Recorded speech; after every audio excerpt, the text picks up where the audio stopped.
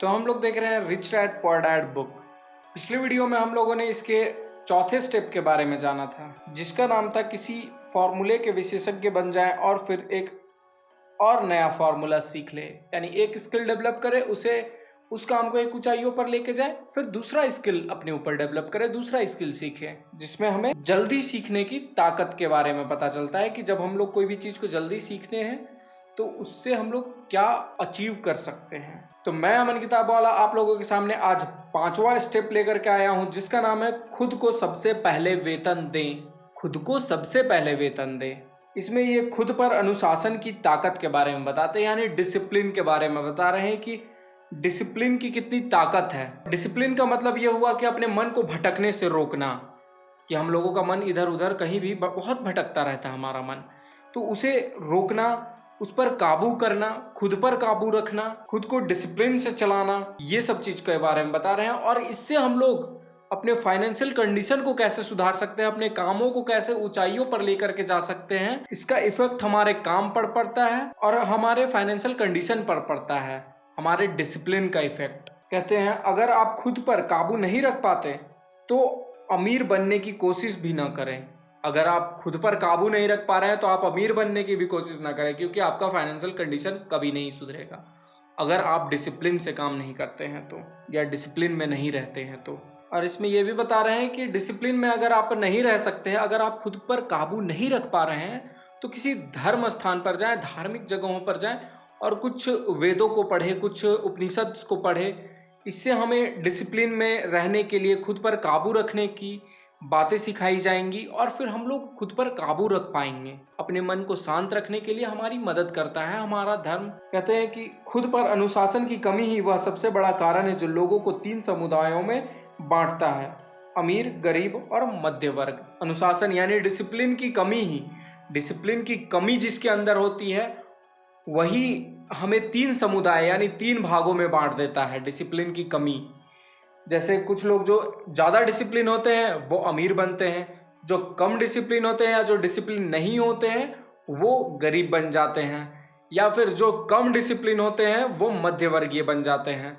तो अमीर, गरीब और मध्य वर्गीय का हमारे डिसिप्लिन से ही हम लोग उस रास्ते पर जाते हैं या उस तरह के इंसान बन जाते हैं, अमीर, गरीब या फिर मध्य वर्गीय। इसलिए हमें डिसिप्लिन में रहना बहुत इंपॉर्टेंट है। हमें डिसिप्लिन हर जगह सिखाया जाता है, स्कूल, कॉलेज, किसी भी काम को हम लोग को टाइम टेबल, डिसिप्लिन से हमें काम करना चाहिए। फिर आगे कहते हैं 3 मैनेजमेंट के बारे में इसमें बता रहे हैं कि हमें कैश फ्लो का मैनेजमेंट, लोगों का मैनेजमेंट और व्यक्तिगत समय का मैनेजमेंट, ये जो 3 मैनेजमेंट है इसके बारे में बताते हैं। इसमें जो व्यवसाय यानी जो बिजनेस शुरू कर रहे हैं वही नहीं, जो जॉब कर रहे हैं या किसी अन्य फील्ड में जो धार्मिक संगठन चला रहे हैं, राजनीति कर रहे हैं, कुछ भी काम कर रहा है, तो सभी लोगों को ये 3 मैनेजमेंट आना चाहिए। और ये तीनों मैनेजमेंट हमें डिसिप्लिन से ही आता है। कहते हैं कि ये तीनों मैनेजमेंट आत्म अनुशासन को साधने से बढ़ जाती है। जब हम लोग सेल्फ डिसिप्लिन बनते हैं, कैश फ्लो के मैनेजमेंट से हम लोग अपने फाइनेंशियल कंडीशन को सुधार सकते हैं, लोगों के मैनेजमेंट से हम लोग अपने फैमिली को टाइम दे सकते हैं, और फिर अपने बिजनेस जो भी कर रहे हैं या फिर जहाँ पे जॉब कर रहे हैं या फिर किसी संगठन में काम कर रहे हैं, तो उन सभी चीज़ों को अच्छे से मैनेज करके चलाने पर हमें मदद करता है। और तीसरा जो व्यक्तिगत समय का मैनेजमेंट, तो हमें ये डिसाइड करना होता है कि हमें किस काम को या किस व्यक्ति को कितना समय देना है, अपने फैमिली को कितना समय देना, अपने कामों को कितना समय देना है, और हर किसी के लिए हमें टाइम निकालना है। ये नहीं कि सिर्फ काम काम काम किए जा रहे हैं और फैमिली को टाइम ही नहीं दे रहे, या फिर सिर्फ फैमिली फैमिली फैमिली किए जा रहे हैं, काम को टाइम ही नहीं दे रहे। तो इसलिए हम लोग को व्यक्तिगत समय का मैनेजमेंट, तो ये तीनों मैनेजमेंट हमें हर फील्ड में, हर जगह पे काम आती है। और ये डेवलप होता है हमारे सेल्फ डिसिप्लिन से, आत्म अनुशासन से। हमारा डिसिप्लिन क्या कितना मजबूत है, इसका प्रभाव हमारे काम पर भी पड़ता है, हमारे टाइम पर भी पड़ता है और हमारे पैसे पर भी पड़ता है, जिससे हम लोग अमीर, गरीब या मध्य वर्गीय बन जाते हैं। जैसा कि इस टॉपिक का नाम है खुद को सबसे पहले वेतन दें, इसके बारे में कहते हैं, इसके बारे में एक तस्वीर के जरिए हम लोगों को बताना चाह रहे हैं। जैसा कि आप लोग देख रहे हैं तस्वीर में, वे लोग जो खुद को सबसे पहले भुगतान करते हैं, जो खुद को, जैसे हम बिजनेस करके या जॉब करके या किसी भी फील्ड से हम लोग कोई भी पैसा कमाते हैं, हम लोग इनकम पाते हैं। जैसे पिक्चर्स में आ रहा है रोजगार, रोजगार से हमारे पास पैसा आया, फिर वहां से व्यय में गया, हम लोग खर्च किए, टैक्स चुकाते हैं, किराया देते हैं, भोजन पर खर्च करते हैं। उसके बाद हम लोग उसे बचत और निवेश यानी सेविंग करते हैं और उसे इन्वेस्ट करते हैं। जब हम लोग सेविंग करते हैं और इन्वेस्ट करते हैं तो उससे हम लोगों को फिर से इनकम होता है और हम लोगों के पास इनकम का दो रास्ता बन जाता है। पहला तो हम लोग जो रोजगार या फिर जो भी बिजनेस या जॉब या कुछ भी करके जो पहला इनकम कमा रहे हैं उसे हम लोग सबसे पहले टैक्स चुकाते हैं, किराया देते हैं और फिर भोजन पर खर्च करते हुए इन्वेस्ट कर देते हैं उसे या सेविंग पर डाल देते हैं, जिससे हम लोगों को और इनकम बढ़ने लगता है, हम लोगों का एसेट, हम लोगों का संपत्ति बढ़ने लगता है और फिर उससे हम लोग को फिर से इनकम होता है। हम लोगों के पास दो रास्ता हो जाता है इनकम का। लेकिन दूसरी तस्वीर में ये कहते हैं, दूसरी तस्वीर में दिखाते हैं ऐसे व्यक्ति जो हर एक को पहले चुकाता है, आखिर में उसके पास अक्सर कुछ नहीं बचता। जो सबसे पहले हर कुछ कर रहा है और आखिर में उसके पास कुछ नहीं बच रहा है। जैसे वो रोजगार से इनकम हुआ, फिर व्यय में यानी खर्च करता है, टैक्स, किराया, भोजन और अपने लाइफस्टाइल को जीने में वो खर्च कर देता है सारा पैसा और आखिर में उसके पास सेविंग करने के लिए या इन्वेस्ट करने के लिए कोई भी पैसा नहीं बचता है, जिससे हम लोगों की फाइनेंशियल कंडीशन कभी नहीं सुधर सकती है।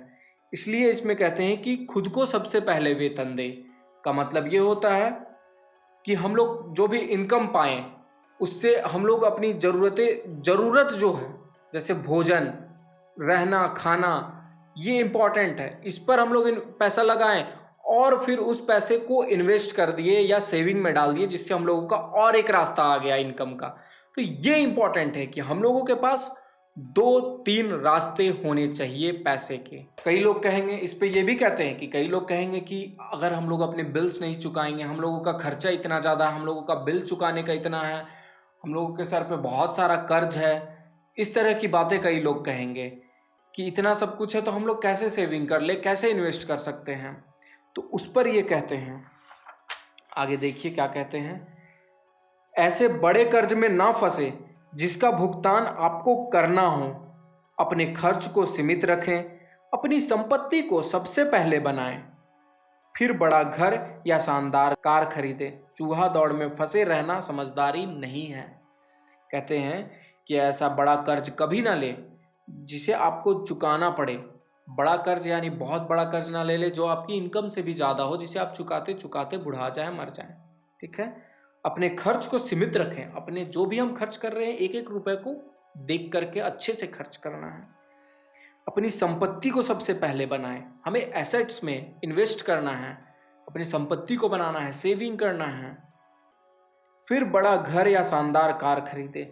उसके बाद जब हम लोग का संपत्ति या सेविंग बहुत बड़ा हो जाता है और इनकम का 3-4 रास्ता बन जाता है, तब हम लोग कार या घर पे इन्वेस्ट कर सकते हैं या फिर हम लोग वो सब के बारे में सोचें। लेकिन सबसे पहले हमें 3-4 रास्ता बना लेना है इनकम का। और चूहा दौड़ में फंसना समझदारी नहीं है, जिससे हम लोग रैट रेस से बाहर निकल सकते हैं अगर हम लोग अपने एसेट्स को बढ़ाते हैं तो। ठीक है, और दूसरे पॉइंट पे कहते हैं कि जब आपके पास पैसा कम हो तो दबाव को बढ़ने दें और अपनी बचत या निवेश को खर्च न करें। उस दबाव को अपनी फाइनेंशियल प्रतिभा को प्रेरित करने के लिए इस्तेमाल करें, ताकि आप ज़्यादा पैसा कमाने और अपने बिल्स का भुगतान करने के लिए तरीकों के बारे में सोच सके। इससे ज़्यादा पैसा कमाने की आपकी योग्यता भी बढ़ेगी और आपकी फाइनेंशियल बुद्धि भी ज़्यादा विकसित होगी।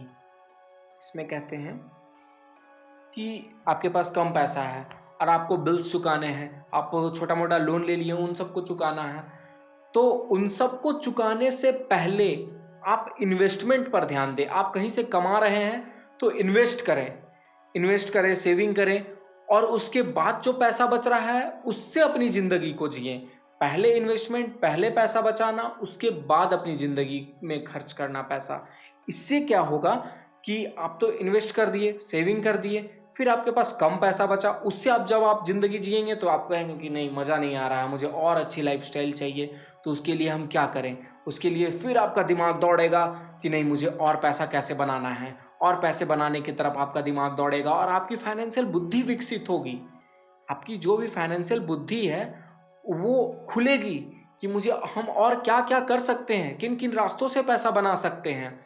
क्योंकि जब अगर हम लोग एक ही रास्ते से पैसा कमा रहे हैं और उसे अपनी ज़िंदगी जीने में खर्च कर दे रहे हैं, तो ना हम सेविंग कर पाए, ना ये एसेट्स बना पाएँ। तो आखिर में हम लोगों की फाइनेंशियल कंडीशन कभी नहीं सुधरेगी, हम लोग कमाते खाते ज़िंदगी जी के मर जाएंगे। लेकिन ऐसा नहीं करना है। फाइनेंशियल फ्रीडम अगर आप चाहते हैं, आपके पास दोनों चॉइसेस है। अगर आप फाइनेंशियल फ्रीडम चाहते हैं, रैट रेस से बाहर निकलना चाहते हैं, तो सबसे पहले आपको अपने इन्वेस्टमेंट पर ध्यान देना है, अपने संपत्ति एसेट्स पर ध्यान देना है, अपने सेविंग्स पर ध्यान देना है। उसके बाद लाइफस्टाइल को जीने पर खर्च करना है। पहले एसेट, पहले सेविंग, उसके बाद लाइफस्टाइल। लेकिन लोग यहाँ पे उल्टा करते हैं, पहले लाइफस्टाइल बाद में सेविंग या इन्वेस्टमेंट देखते हैं। ऐसा नहीं करना है, पहले इन्वेस्टमेंट, पहले सेविंग, उसके बाद लाइफस्टाइल। जिससे क्या होगा कि हम लोग जब सेविंग और इन्वेस्टमेंट करेंगे तो हम लोग और भी बुद्धि हमारी तेज होगी कि और चलो और अच्छे से इन्वेस्टमेंट करते हैं ताकि और अच्छा पैसा बने।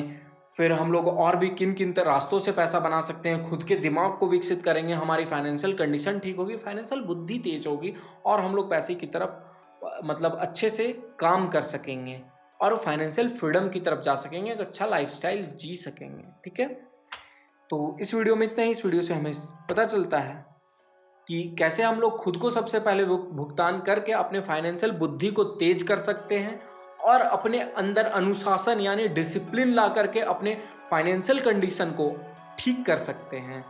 और फाइनेंशियल कंडीशन को ठीक करने के लिए हमें मैनेजमेंट भी सीखना जरूरी है और वो मैनेजमेंट मजबूत होता है डिसिप्लिन से ही।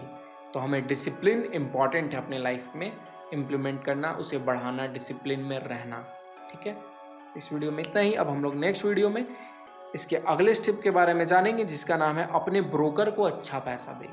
तब तक के लिए बने रहें, मस्त रहें, खुश रहें और बुक्स पढ़ते रहें।